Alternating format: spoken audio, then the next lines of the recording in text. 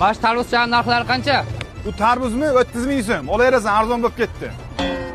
Nima ancha qimmat? Yoningizdagi aka 20 mingga beraman deyapti-ku. Jara bor, yonimdagidan olib bo'lmasa, tarvuzni qo'y joyiga. Qo'y. Aka, mana bu tarvuz narxi qancha ekan? Eng maydasi 40 ming so'm olaringlar. Hozir yoningizdagi 30 ming dedi-ku. Bor bo'lmasam yonimdagidan ol. Aka, bu tarvuzlar pishganmi? Bitta chenlab bering qani. Tarvuzni sotib olasan, keyin o'yinga borib chenlab ko'rasan. Pulini bek xohlagan ishingni qil. O'tgan yili kesib, chenlab, yedirib qo'yayotganlaring-ki, bel nima bo'ldi? O'tgan yil mana bu ariqdan ham o'qirganmiz, o'yingacha borsin deb. Endi bu yil bizga davr keldi-da. O'tgan yili mol qo'ylaringga ham bepul berdik tarvuzni.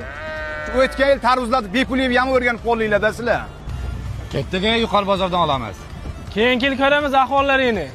Nima deyapsan bu gaping bilan? Mana shu tarvuz bilan o'z kallangga uraydimi?